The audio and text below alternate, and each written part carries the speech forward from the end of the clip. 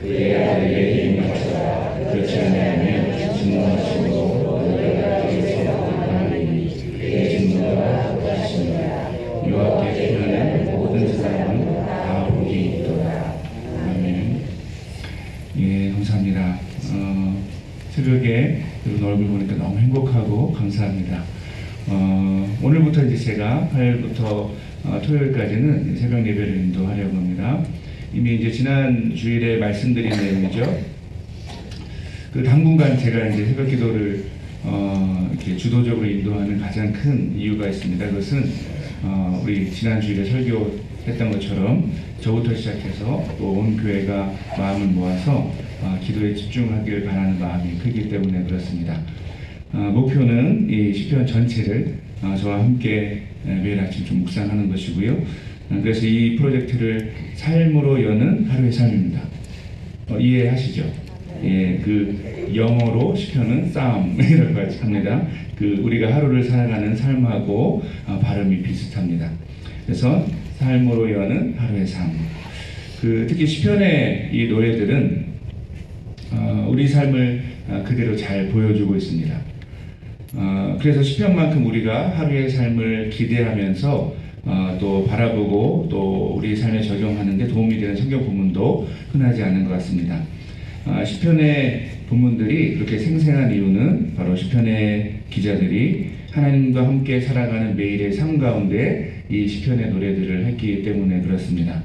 자, 이런 점에서 시편을 노래한 사람들과 또 지금을 살아가는 저와 여러분, 우리들은 매우 중요한 공통점을 갖게 됩니다. 조금 전에 설명한 것처럼 이 시편의 본문들은 하나님과 함께 살아가는 매일의 삶을 담아내고 있는데 그 하나님이 예전이나 그 시편의 때나 지금이나 동일하시기 때문에 그렇습니다. 기대하기는 이 시편을 매일 함께 살펴보면서 그 변함없이 동일하신 우리와 함께 하시고 매일의 삶을 이끄시는 그 하나님을 함께 만나고 체험하는 은혜가 있기를 간절히 기대합니다. 이런 기대감을 갖고 시편을 열었는데 오늘 왜 시편 2편부터 합니까? 라고 질문을 하실 수 있죠. 왜 그럴까요? 기억하시죠? 예, 특별 새벽 기도 때 이미 시편 1편을 살펴봤습니다. 이제 그때 내용을 좀 기억하십니까? 시편 1편이 굉장히 시편 전체에서 중요한 역할을 하는데요. 시편 1편에서는 우리 복 있는 사람에 대한 내용을 소개하고 있습니다. 특히 가장 핵심적인 내용이 뭐였습니까? 시편 1편에서 말하는 복 있는 사람, 그는 누구인가?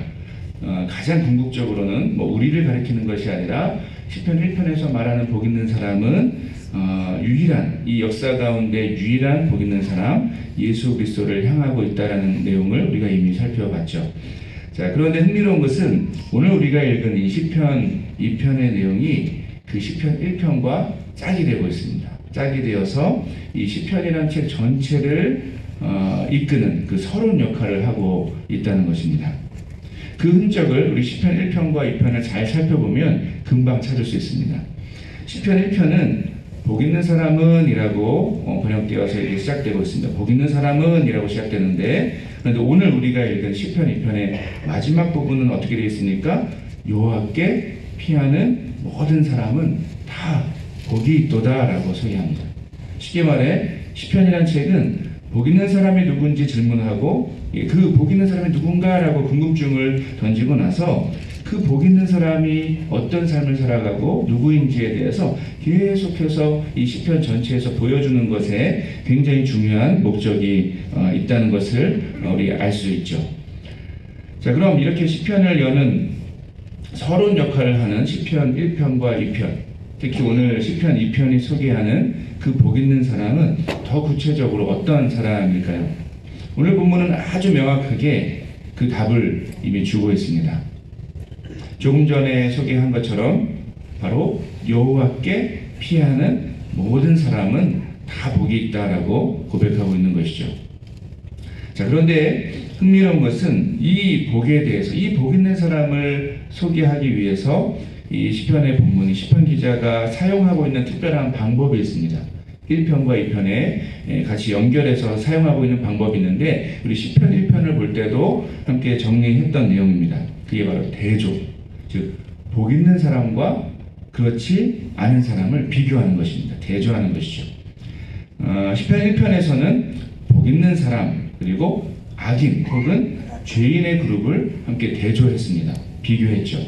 자, 중요한 것은 시편 1편에서 그렇게 대략적으로 악인 혹은 죄인의 삶을 소개하고 나서 이 오늘 우리가 읽은 시편 2편에서는 그 시편 1편에서 소개한 악인 혹은 죄인들의 삶을 더 구체적으로 설명하고 있는 기능을 하고 있다는 것입니다. 구체적으로 보실까요? 자, 오늘 본문에서는 어떤 나라들과 또 왕들의 모습을 우리에게 묘사하고 있습니다. 더 정확히 말하면 어떤 반란의 상황을 소개하고 있는 것입니다. 1절에서 3절을 보시면요. 어찌하여 이방 나라들이 분노하며 민족들이 헛된 일을 꾸미는가? 세상의 군왕들이 나서며 관원들이 서로 꾀하여 여호와와 그의 기름 부음 받은 자를 대적하며 우리가 그들의 맨 것을 끊고 그의 결박을 벗어버리자 하는도다. 이게 무슨 상황입니까? 이 상황은 온 세상의 왕이신 하나님을 향해서 반역하는 상황입니다. 더 구체적으로 이런 것인데요. 온 세상을 다스리시는 그 하나님이 특별히 기름을 부어서 세우신 어떤 한 왕이 있습니다. 그런데 그 왕에게 다스림을 받고 그 왕에게 철저하게 순종해야 할 그 나라들이 오히려 그 왕에게 반란을 해서 그 왕으로부터 자유롭게 되려고 서로 막 짜고 있는 모습, 안 좋은 말로 작당을 하고 있는 모습이 바로 오늘 본문의 1절에서 3절의 상황입니다. 이것을 성경 전체의 흐름에서 비춰보면 매우 분명하게 알 수 있는 중요한 사실이 있습니다. 오늘 본문에서 기름 부음 받은 자, 바로 왕으로 불려지는 그 한 사람이 누구일까요? 하나님이 특별하게 세우시고 온 세상을 다스리도록 모든 것을 맡기신 분, 바로 1편에서 살펴봤던 예수 그리스도를 가리킨다는 것입니다. 그렇습니다. 성경은 처음부터 끝까지, 구약 처음부터 신약 끝까지 하나님이 기름 부으신 왕 예수 그리스도에 대한 내용입니다. 이게 성경의 본질이고 핵심입니다. 문제는 이 메시아 예수 그리스도를 향한 이방 나라들의 거친 반역이 있다는 점입니다. 그들은 하나님께서 세우신 예수 그리스도께 복종하고 그분의 명령에 순종해야 할 책임을 계속해서 벗어나려고 했습니다. 그런데 그것도 어떤 한 사람이 자기 혼자 그런 노력을 한 것이 아닙니다. 집단적으로 예수 그리스도께 반발하고 그분에게서 자유를 얻으려는 노력을 해왔다는 것입니다. 자, 그런데 이런 집단적인 반발에 대해서 하나님은 어떻게 반응하십니까? 보면 4절에 보면 굉장히 흥미로운 표현이 나옵니다. 하늘에 계신 이가 웃으시며 주께서 그들을 비웃으시리로다. 웃음, 비웃음. 성경에서는 이 두 개를 반복하는 것을 강조하는 표현으로 볼 수 있습니다. 본문은 예수 그리스도를 향한 이런 이방 나라들의 반발에 대해서 하나님이 어떻게 하신다고요? 비웃으신다라고.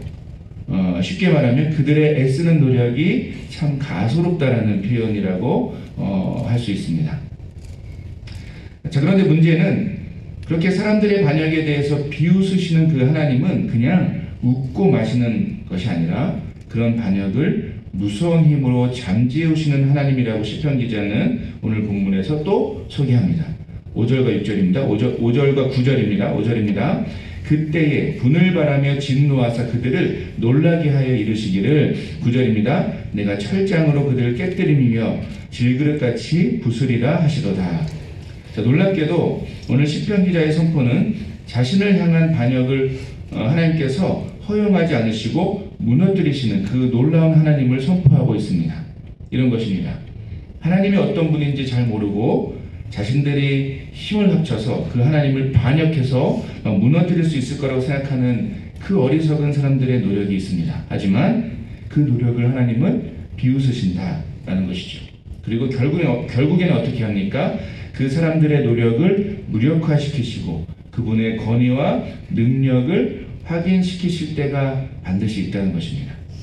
자, 이런 맥락에서 오늘 본문은 이 하나님의 권능과 진리에 대한 당연한 인간의 태도가 무엇인지를 보여주고 있습니다.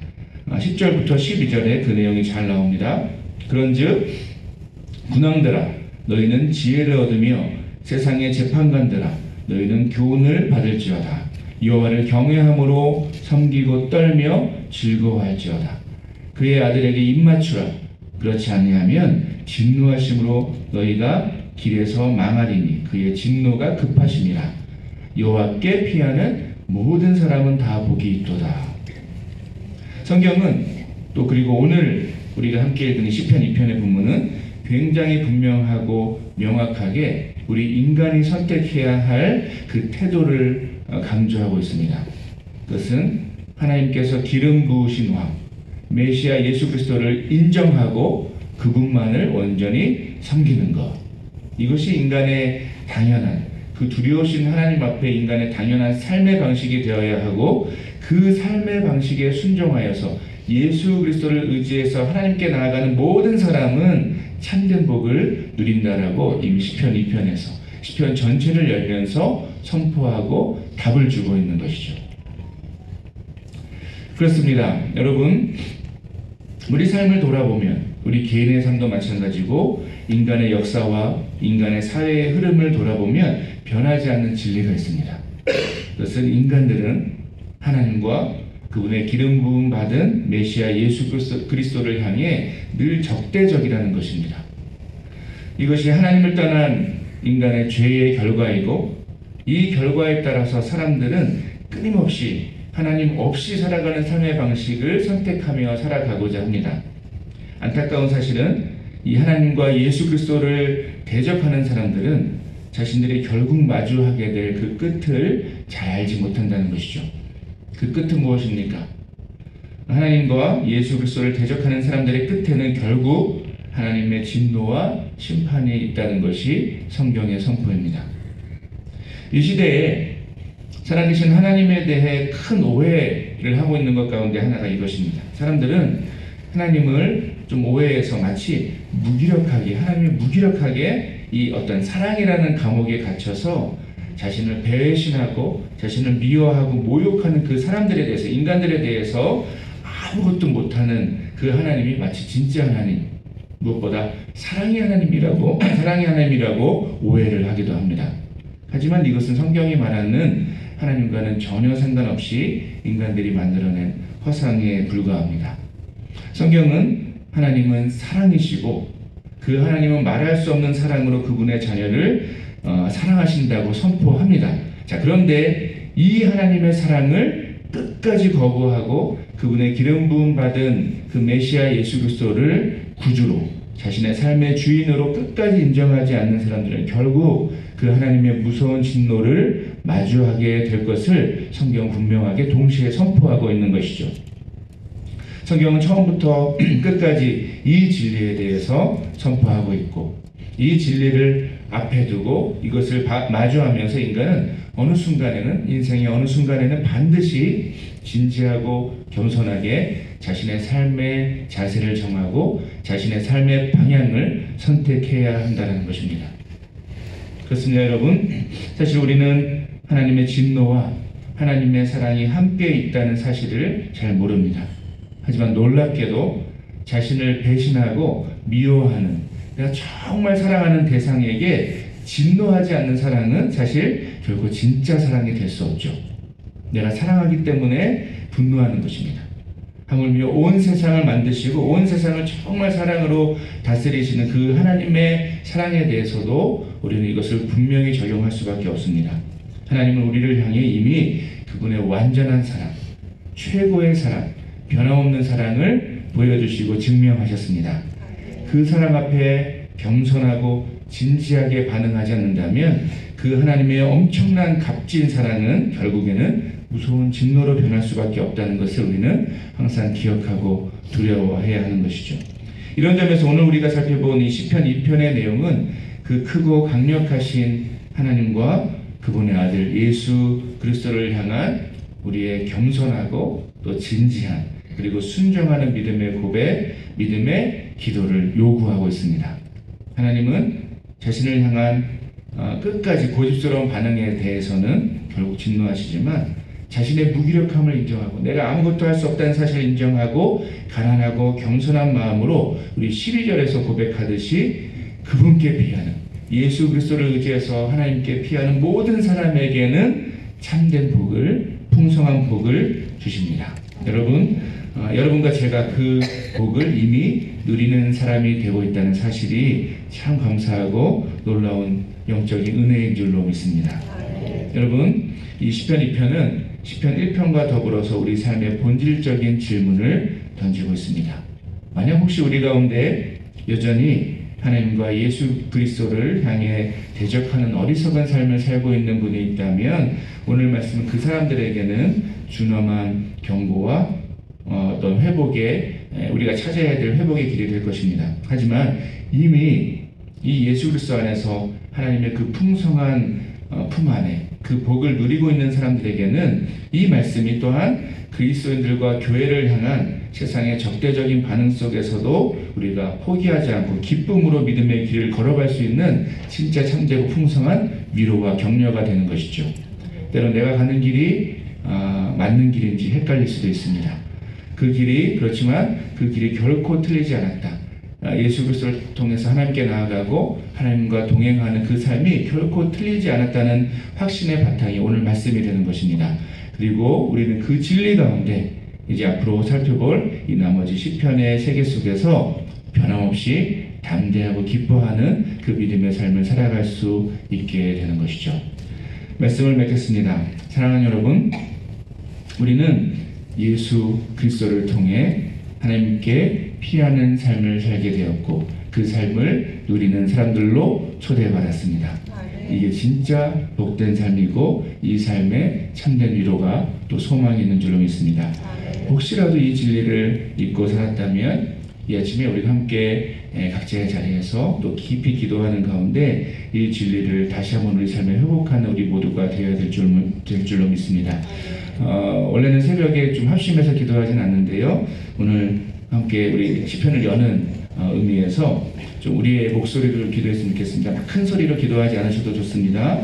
우리 간절한 마음으로 우리의 입술을 열어서 기도할 때 오늘 말씀을 바탕으로 좀 함께 기도했으면 좋겠습니다. 주님, 예수 그리스도만이 우리에게 참된 소망이 되시고 그 예수 그리스도를 통해서 하나님께 피하는 우리의 삶에 진짜 안전함이 있다는 사실을 우리가 다시 한번 믿음으로 고백합니다. 오늘 하루를 살아가면서 예수 그리스도 안에서 하나님께 피하는 그 복된 삶을 마음껏 누리고 비록 삶의 여정은 쉽지 않고 힘들고 또 때로 자주 넘어지기도 하지만 예수 그리스도 안에서 참된 자유를 누리며 오늘 우리에게 맡겨주신 사명을 기쁨으로 감당할 수 있도록 우리에게 믿음을 허락하여 주시옵소서. 우리 함께 작은 목소리로 그러나 진지한 반응으로 함께 기도하고 제가 마친 기도하도록 하겠습니다. 기도하시겠습니다.